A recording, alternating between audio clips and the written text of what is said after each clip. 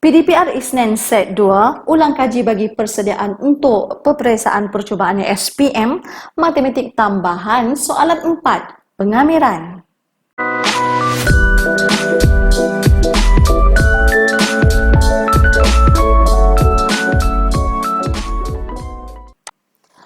Okey, murid-murid, terdapat 24 rumus sahaja yang diberikan ketika peperiksaan SPM. Jadi, kalau kita lihat di sini, tiada sebarang rumus pun yang diberi untuk bab pengamiran. Jadi, kamu kena tahu dan kamu kena hafal rumus-rumus yang berkaitan dengan bab pengamiran. Okey, kita terus pergi ke soalan yang keempat. Okey, soalan panjang ya, murid-murid. Okey, kita baca dulu soalan. Rajah 8 menunjukkan lengkung Y sama dengan Fx, garis lurus AB adalah normal kepada lengkung pada titik 22. Okey, AB adalah normal. Okey, sekarang kalau ada normal mesti ada tangent. Okey, jadi gradient function the curve is x over 2. Okey, gradient function. Okey, jadi seterusnya, A1, equation of the straight line AB. Dia suruh kita cari persamaan garis lurus AB. Yang kedua, equation of the curve, persamaan lengkung. Jadi murid-murid, kamu kena tahu term gradient function ataupun fungsi kecerunan. Gradient function ataupun fungsi kecerunan, dia punya simbol adalah dy dx. Macam tu dy dx. Jadi sekarang soalan nak cari equation of the straight line. Okey. Jadi kalaulah garis lurus AB adalah normal kepada curve, bermaksud kita punya tangent sebenarnya bentuknya begini. Tangent kita macam ni. Okey, dia sentuh satu titik yang samalah. Okey. Jadi ini tangent. Okay, disebabkan kita nak equation straight line AB, AB ni adalah normal. Okay, kita kena ada kecerunan normal lah. Dan satu titik yang melalui kecerunan itu, satu titik yang melalui straight line. Jadi kita akan ada dua-dua lah. Jadi sekarang kita nak cari kecerunan normal. Okay, kalau kita tahu kecerunan tangent, baru kita dapat kecerunan normal. Okay, jadi begini.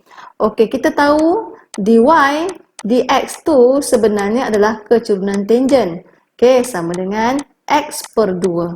Okey, dia melalui pada titik yang sama. Jadi cikgu carilah. Okey, cikgu gantikan 2 per 2 maksudnya 1.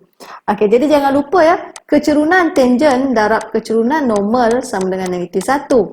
Kalaulah kecerunan tangent kita 1, jadi negatif 1 bahagi 1, kita akan dapat negatif 1 kita punya kecerunan normal.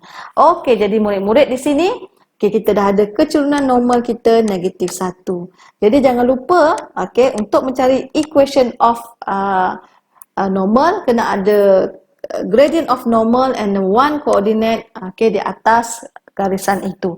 Jadi kita masukkan dalam persamaan y equal mx plus c. Okey, di sini murid-murid, kita gantikanlah. Okey, y tadi kita tengok koordinat yang kita ada ni, 2 sama dengan kecerunan normal kita di sini, negatif 1 darabkan dengan 2 tambah C. Dekat sini hati-hati ya, jangan berlaku kesilapan. C kalau dah positif kekalkan. Jadi kita akan dapat 2 sama dengan negatif 2 tambah C. Jadi kita akan dapat 4 sama dengan C, bererti C sama dengan 4. Jadi kita masukkan semula dalam persamaan y sama dengan negatif 1x, negatif 1x tambah 4, iaitu y sama dengan negatif x tambah 4. Jadi inilah persamaan, kita punya persamaan normal kita, persamaan normal ataupun equation of straight line AB. Okey murid-murid, jadi di sini kita berjaya mendapat jawapan untuk A1. Jadi jom kita tengok untuk A2. Okey, kita masukkan yang samalah. Okey, A2. Untuk A2. Okey, A2 adalah equation of the curve. Okey, kalau equation of the curve, cikgu buatlah. Kita punya persamaan tadi adalah, dy dx kita tadi adalah x per 2. Okey, so sekarang kita nak cari equation of the curve, mesti jadi y. Bila Y maksudnya kita integrate lah. Kita integrate di mana kita akan dapat X 2 per 2. Okay, kita darab 2 yang sedia ada kat bawah. Tambah C. Kita akan dapat Y sama dengan X 2 per 4 tambah C. Okey, selepas itu ya murid-murid, okey tak cukup ruang pula cikgu. Cikgu buat garisan nak bagi divider. Okey, daripada situ disebabkan garisan curve ni masih melalui titik yang sama, dua-dua. Jadi kita masukkan dalam persamaan yang kita dapat tadi untuk mendapatkan C. Jadi 2 sama dengan 2 kuasa 2 per 4. Okey, tambah C. Jadi kita akan dapat 2 sama dengan 1 tambah C. Jadi 1 sama dengan C. C kita 1 lah. Okey, jadi kita masukkan semula dalam persamaan. Y sama dengan X kuasa 2 per 4 tambah 1. Yeay, berjaya mendapat jawapan. Okey, kita tengok itu baru A ya. Okey, kita lihat pula soalan B. Okey, soalan B. Okey, soalan B. The area of the shaded region. Okey, luas rantau berlorek. Okey, luas rantau berlorek. Cikgu tulis balik, ini persamaan curve kita tadi. Y sama dengan, mana tadi? X square per 4 tambah 1. Okey, ini persamaan AB kita tadi. Mana dia? Y sama dengan negatif X tambah 4. Okey, so sekarang kita nak cari area shaded region. Okey, area shaded region. Okey, sebelum tu cikgu nak tafsirkan dulu gambar rajah. Sini kita akan dapat 1 sebab persilangan pada curve. Okey, dekat sini bila kita X koordinat, okey, bila X koordinat ataupun X intercept Y0, kalau bila Y0 negatif X plus 4, that mean X equal 4. Jadi A adalah 4, 0. Okey, jadi murid-murid di sini kita nak mencari area shaded region. Okey, jadi cikgu buat garisan di sini secara 90 darjah. Okey, di sini kita ada dua bahagian. Okey, area. Okey, area yang kuning. Okey, area yang kuning adalah area di bawah curve lah. Okey, lagi satu, kamu akan lihat area yang biru. Okey, area yang biru. Jadi area yang biru adalah area segitiga. Okey, area yang biru adalah area segitiga. Jadi cikgu lengkapkan dulu. Sini 2. Sini kalau putus-putus, sini pun 2. Jadi kita ada area A dan area B. Okey, area A adalah area under curve. Okey, area di bawah graf. Okey, di bawah lengkung. Okey, so sekarang kita nak cari semua area semua, jadi kita kena cari satu persatu area kuning dan area biru. Okey, area di bawah lengkung, kita integrate saja lengkung punya persamaan. Macam ni. Okey, kita tengok dia punya limit, kita punya had. Okey, had kita sini 0 hingga 2. 0 hingga 2. Macam tu tau. Okey, jadi baru kita lengkapkan kita punya working step. Bila kita integrate, kita akan dapat X3 per 3 darab 4 yang sedia ada di bawah. Tambah X, tutup balik 0 hingga 2. Okey, jadi dekat sini berhati-hatilah bila kita nak cari dia punya persamaan lah. Jadi kat sini cikgu ringkaskan dulu. X kuasa 3 per 12 tambah X. Sini adalah 0 hingga 2. Okey murid-murid. Okey, kita semakin hampir. Ingat kita gantikan 2. Okey, cikgu cari dulu ni. Kita gantikan 2 di mana 2 kuasa 3 per 12 tambah sini 2. Kita tolak pula. Okey, 0. Tak nak cikgu nak tunjuk lah. Nanti kamu tak faham pula macam mana 0. Okey, jadi kat sini 0 kuasa 3 per 12. Okey, tambahkan dengan 0. Tutup balik. Jadi di sini kira berhati-hati. 8 per 3. Okey, kita tolak tolak 0. Okey, jadi di sini kita akan dapat 8 per 3. Okey. Okey, ini area di bawah lengkung. Jadi jom kita cari area B pula. Area segitiga lah. Okey, segitiga. Jadi jangan lupalah area segitiga 1/2 darab tapak. Tapak kita sini 4 Sini 4, sini 4, sini 2, bererti tapak kita 4 tolak 2. 4 tolak 2 lah. Okey, tinggi kita sini tinggi kita 2 juga. Jadi kita akan dapat 2. Okey, kita dah berjaya dapat area segitiga. Kejap cikgu highlight ya. Okey, area lengkung tadi yang warna kuning, cikgu letak kuning. Okey, ini area dia. Okey, yang biru tu adalah area segitiga. Ini jawapan dia. Okey, jadi barulah kita berjaya mencari area shaded. Okey, area shaded. Jadi kita kena tambahkan 8/3, kita tambahkan dengan 2. Kita akan dapat 14/3. Jadi berjaya. Yeay. Okey, jom kita tengok soalan yang terakhir.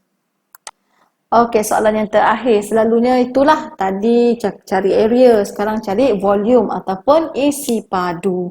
Jadi kita tengok dulu, okey, apakah soalan ni dia minta. Isi padu, okey, cari isi padu kisaran dalam sebutan pi apabila rantau yang dibatasi oleh lengkung. Okey, ingat rantau yang dibatasi oleh lengkung, paksi Y dan garis lurus Y sama dengan 2. Ada 3 diputarkan melalui 360 pada paksi Y. Okey, jadi di sini kita cari dulu maklumat. Oh, pada paksi Y. Kalau pada paksi Y, rumus kita adalah X square. Dia terbalik. X square. Okey, lepas tu yang pertama dia kata pada lengkung. Ini yang pertama. Paksi Y. Ini yang kedua batasannya. Batasan yang ketiga, Y sama dengan 2. Batasan yang ketiga, Y sama dengan 2. Jadi murid-murid, cikgu nak cari manakah Y sama dengan 2. Okey, ini 2 kan? Okey, ini 2. Inilah persamaan Y sama dengan 2. Okey, jadi cikgu highlightkan tau. Okey, cikgu highlightkan di mana ini adalah Y sama dengan 2. Okey, pada lengkung. Okey, yang kedua. Lepas tu pada paksi Y sini. Jadi ini sahaja ruangan dia. Kita nak cari isi padu yang cikgu letakkan merah ni. Okey. Jadi kita ingat balik, cikgu tulis baliklah apakah persamaan lengkung ini tadi. Persamaan lengkung ini tadi adalah Y sama dengan X kuasa 2/4 tambah 1. Okey, apa lagi? Itu saja kot. Jadi kat sini kita tahu 1. Okey. Jadi murid-murid, okey, rumus yang kita perlu guna adalah di sini. Di mana V sama dengan pi ZAS integrate X square dy. Okey, X square tu bererti kita punya limit di sini. Di antara 1 hingga 2. 1 hingga 2. Jadi kita kena ada persamaan curve tapi yang X square. Jadi cikgu keluarkan balik persamaan curve tadi. Okey, begini. Okey, tetapi kita nak X square sebagai subjek. Kita nak X square saja sebagai subjek. Jadi kita buat macam algebraic formula lah. Kita nak X square saja sebagai subjek. Jadi nak hilangkan pecahan, cikgu darab dengan 4 lah. Okey, darab dengan 4, kita akan dapat 4Y sama dengan X square tambah 4. Jadi kita nak X square sebagai subjek. 4Y tolak 4 sama dengan X square. Jadi murid-murid X square ni sama juga dengan 4Y tolak 4. Jadi cikgu gantikan.